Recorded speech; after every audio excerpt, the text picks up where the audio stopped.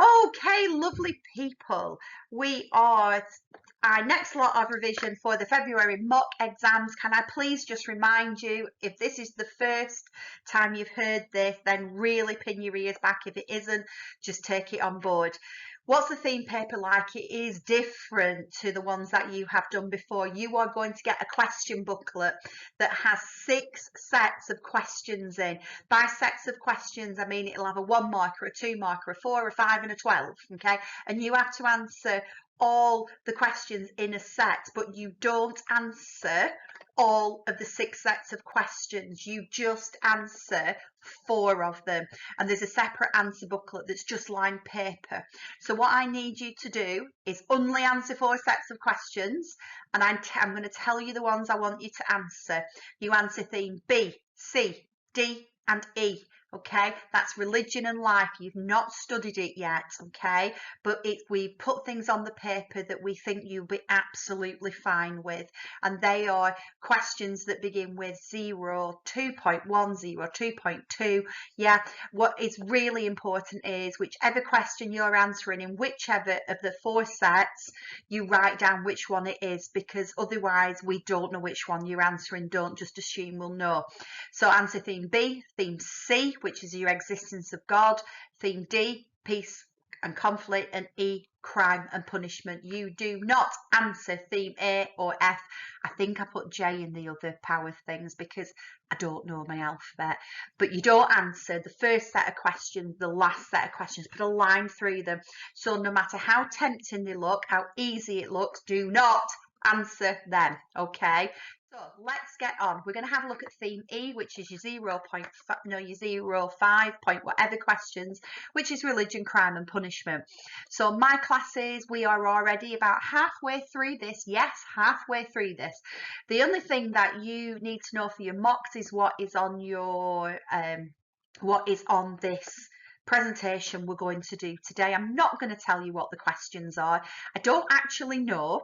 So at the end of here, I have put on some model answers for you to have a little bit of a look through and learn that structure, because some of you, you're doing really well with your explanations and developments, but you're not following the frameworks and you are missing marks because of it.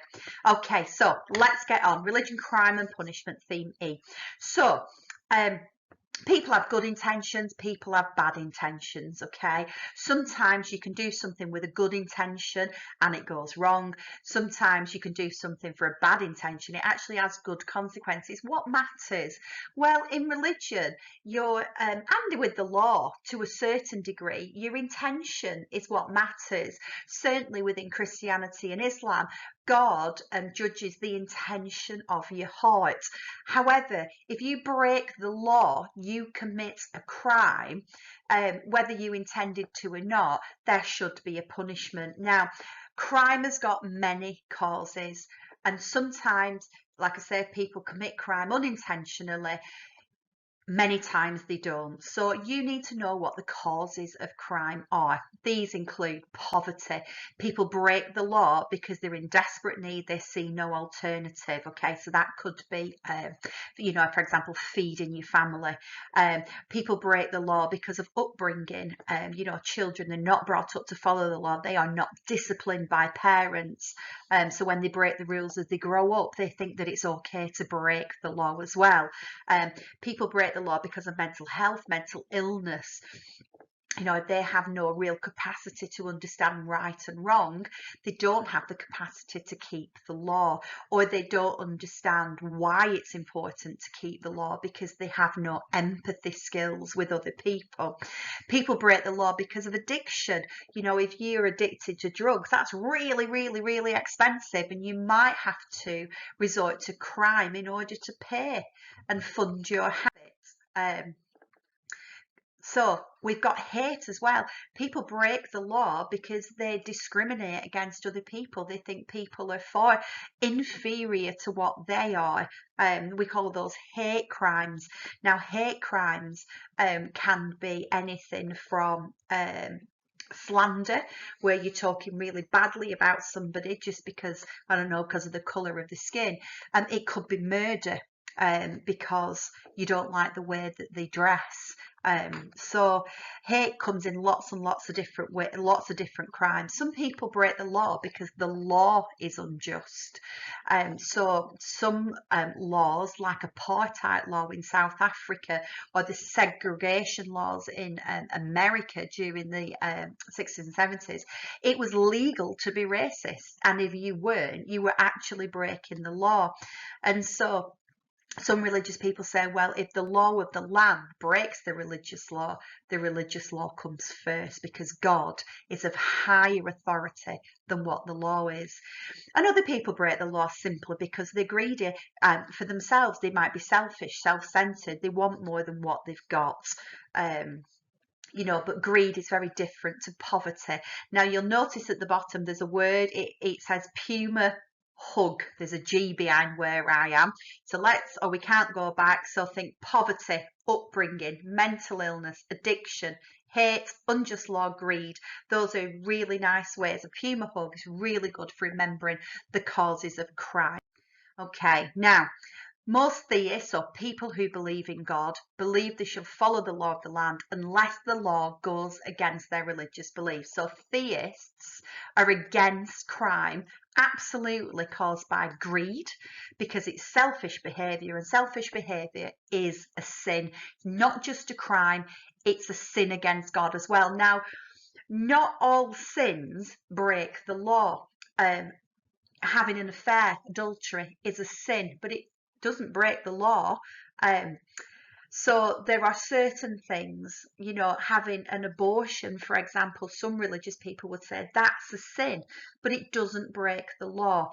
And so, but anything that breaks the law because of greed is a sin, and the reason for that is because if they're in need, they should pray and ask God for help. They should go to their local community. Hate as well. Hate is absolutely unloving and a sin. The Bible, for example, teaches that we're all made in the image of God, and therefore we shouldn't discriminate against other human beings, because if we're equal with God, we should be equal with each other. Jesus taught us to love our neighbour, not discriminate against them simply because we don't agree with their lifestyle. One of the things we do in RS, and why we do it, is to help people to disagree well. Okay, so theists are against crimes caused by greed, caused by hate. Now, most theists would not agree with, but they would be more compassionate towards crimes caused by, for example, poverty. If somebody's in desperate need, it's more understandable if they were to steal food for their family than it would be because of greed. It's wrong to steal. One of the 10 Commandments says, do not steal. But actually, in that case, though it is a crime, a religious person might say, well, actually, that person needs help. Not a harsh punishment in this case. In the same way, a religious person might say, if somebody's had a really poor upbringing, it's more understandable why they've committed a crime. It isn't really their fault. They might say, well, instead of, punishing them really harshly, then let's educate them. Let's show them right from wrong. Let's show them a bit of love, and rather than giving them a harsh punishment. Same with mental health. If the person is struggling with their mental health and they don't have the ability to understand or control what they do, that person needs help and compassion. A harsh punishment is going to make no difference in that situation.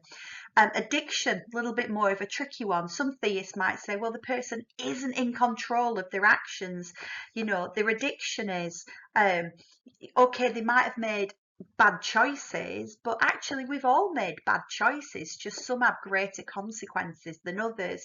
So they would say there's no point punishing them harshly. You send a drug addict to prison and you don't deal with their habit, they're going to come out and that habit is still there. However, if you make rehabilitation, I think I've just put habilitation there. I meant rehabilitation.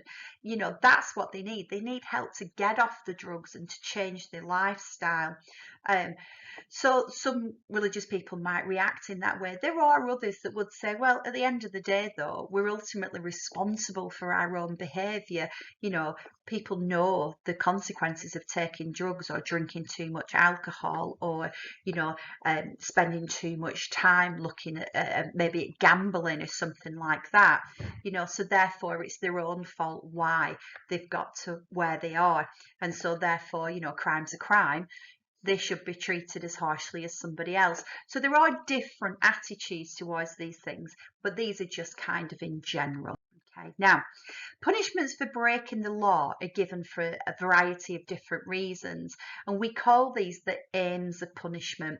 The aims of punishment simply are: why are we punishing this person? What do we want the criminal or the offender to learn or get from the punishment they are getting? So there are lots of different aims of punishment, and they do all relate to each other in some way. But you need to know about 3 of them in particular. These are reformation or reformation, okay? Retribution, to get justice, and deterrence, okay, to try and put others off committing the same or similar crimes. Now, we're just going to focus on reformation or reformation because that's going to be on your mock exam. So reformation is the main aim of most punishments given in the UK. That's because of a lady called Elizabeth Fry. I believe she was on or used to be on the £5 note, and she was I think 18th century. She ended up visiting a women's prison and she was appalled by what she saw. And so she really pushed from her Christian belief that actually when we punish people, we should be allowing them to change and to make improvements to their life, and therefore society would be better because of that. It's because Christians do believe it's better to try and change someone, because helping them to change and not commit the crimes again will help their life. It will help everybody, and Jesus believed in second chances. The story of the woman caught in adultery, she was having an affair, okay, teaches this. So the story, for those of you who don't know, it goes like this. First century Palestine, marriage was a social construct. People didn't get married because they were in love. People got married, and marriages were chosen usually by other people, other family members, to make society strong. So if you had an affair, particularly if you're a woman, it's actually punishable by death because you were undermining societal values. You were also breaking one of the 10 Commandments, which is thou shalt not commit adultery, you shall not have an affair. So anyway, Jesus is in the temple. He's in the men's section of the temple. Women are not allowed in. And this is where the teachers of the law would look at people who have sinned and dish out punishment. Anyway, Jesus is there. This woman gets dragged in. She's been caught in the act of adultery. Okay, so there's, she's been found guilty. And so the leaders there, Jesus was getting a little bit too popular, and they were worried about that upsetting the peace in Rome. And so one of the leaders asked Jesus, trying to kind of catch him out, what should we do with this woman? The law says she should be stoned. Now, if Jesus said, yes, stone her, then that's not very compassionate. He might have lots of followers who were following him because he really challenged the societal norms of the day. But if he said, well, let her off, he definitely would have lost followers, because this is breaking one of the 10 Commandments and it's clearly a sin.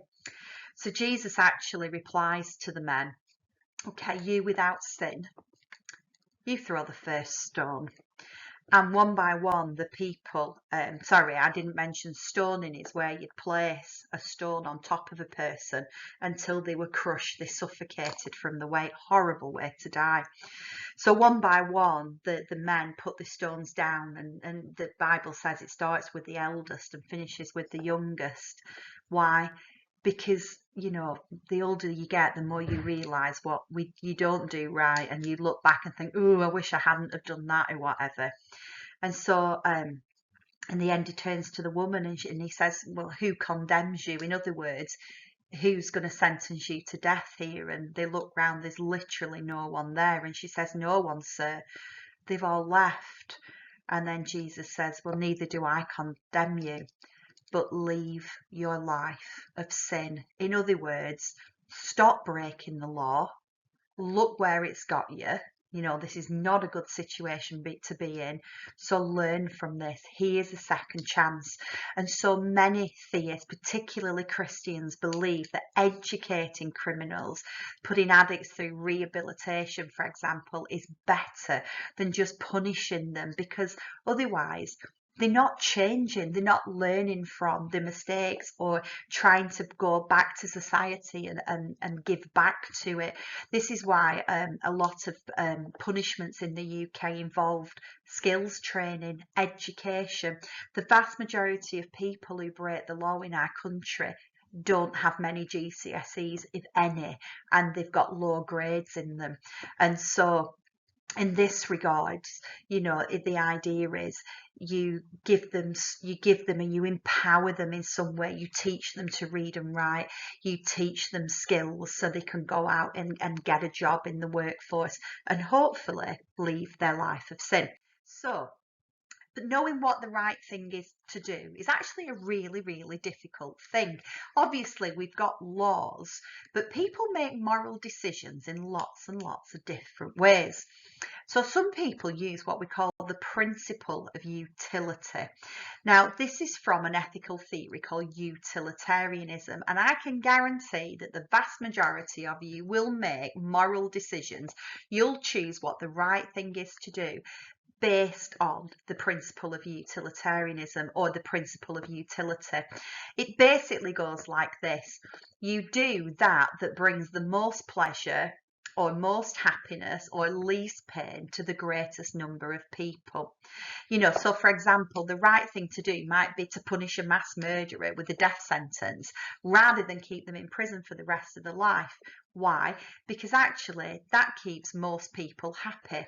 You know, it costs thousands to keep somebody in prison and it's not free. Everybody who works pays for that to happen. It costs the taxpayer millions of pounds. So one person dies, millions pay less tax in theory, and therefore more people are happy as a result. Now, the mass murderer isn't, but in this case, this many people being happy is way better than this many people being happy.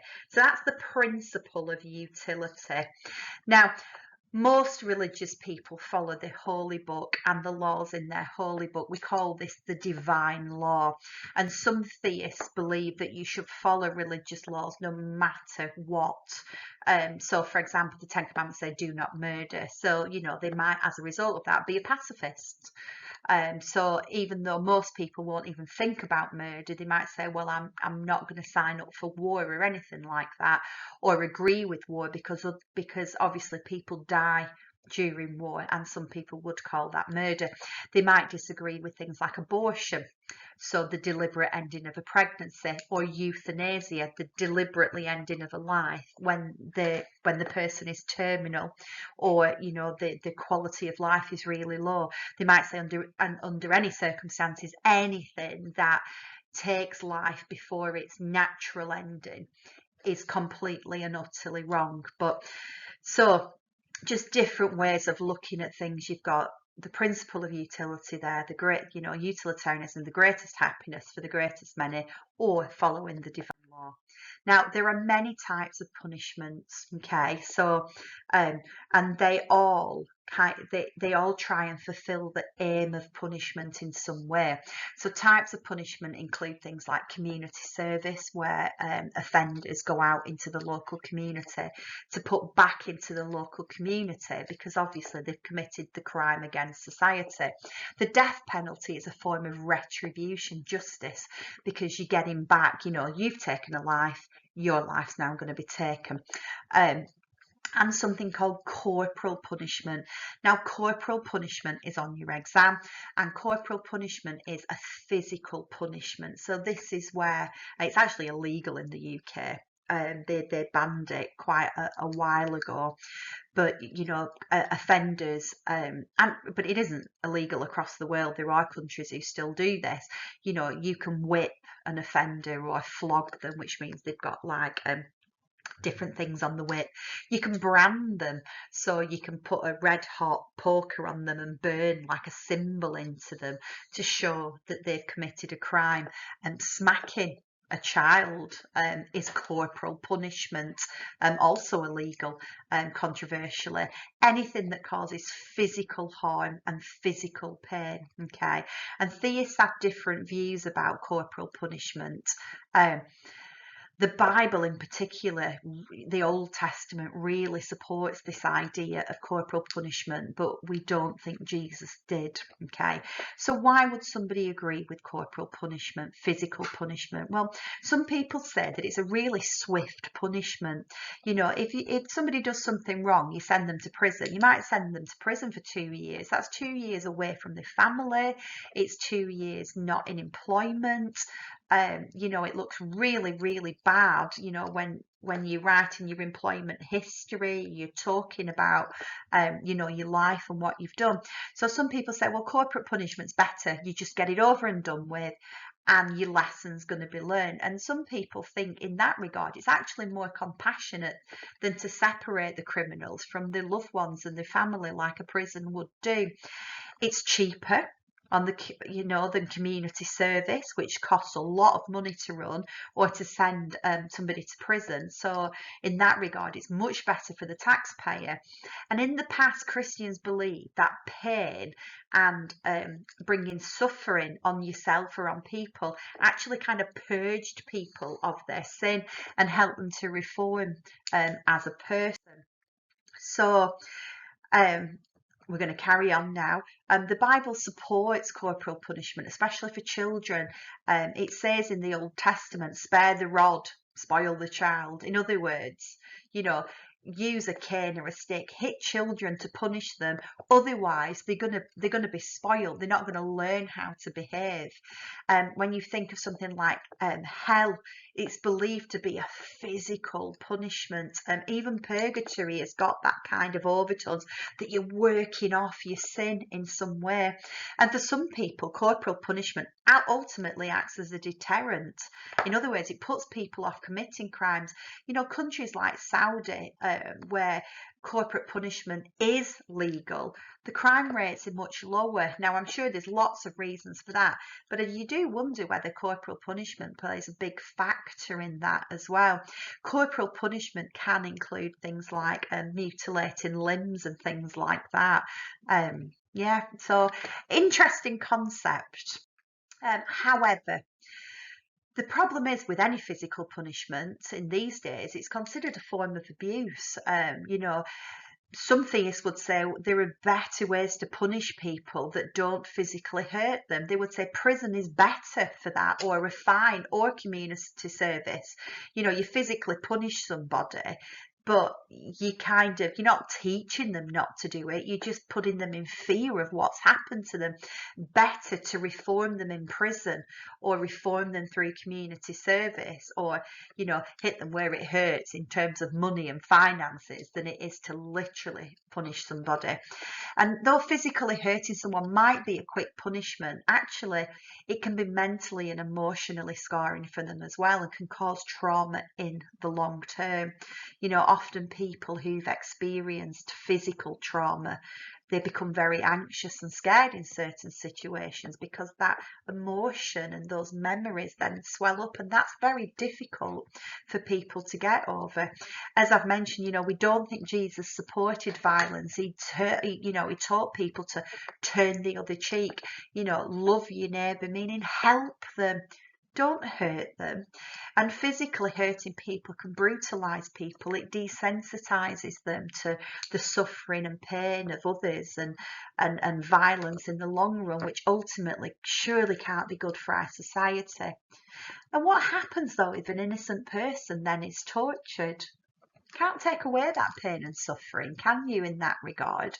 And so, especially if it's mental and emotionally scarring.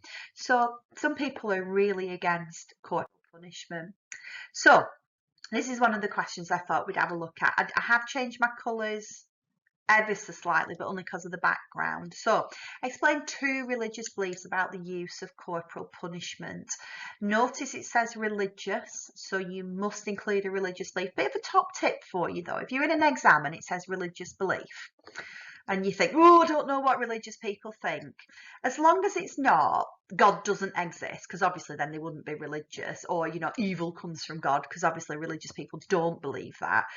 But when it comes to things like, things like punishment and attitudes towards death sentence, anything like that, just put one religious belief is and put what you think. Don't put I think. Just put one religious belief is and then say what you think, because it probably will be some form of religious belief that somebody accepts. Okay, it's not great, but you might pick up a mark where you might have left it blank, which you're not going to get anything for that. So this is what I put for this. One religious belief is that corporal punishment is not an acceptable form of punishment. Okay, that's my point. It's not worth anything yet, because it's not a loving way to treat a person, as it harms the person physically and possibly mentally as well. That's worth a mark. A Christian may say that Jesus didn't support violence and taught his followers to turn the other cheek. Wonderful. That is my quote, and it is explained. It links to the idea that corporal punishment is violence, meaning that using violence, even against someone who has wronged you, for example, committed a crime, because obviously corporal punishment is a crime for breaking the law, isn't the right solution. So there I've got an explained point, I have got a quote that I've explained how it links, and I've developed it. 3 marks. Now, don't then just set off, leave a line, write another religious belief, use the framework. If you don't, an examiner can go, oh, it's just one really well developed point. So use that framework, leave a line. Another religious belief is that corporal punishment is an acceptable form of punishment as long as it's legal in the country as a form of punishment. Okay, so I've got a little proviso in there. I'm showing that I understand that religious people often follow the law of the country. Why though? Because it's a swift punishment and it may be perceived as the kindest thing to do. So that seems quite long, but it still is only worth 1 mark. I think if we didn't have the pink part on the end, somebody might say, well, it's not well enough developed. They may believe that a long drawn out punishment is cruel and also expensive. Now, it's possible that I might get 2 marks if I stop there, but I am not going to risk it. This is my GCSE exam. So here we go. Corporal punishment delivers justice quickly and may also act as a deterrent to other people who do not want to be hurt. Brilliant. 5 out of 5. Okay. That's the kind of thing you need to be pulling out on your GCSE.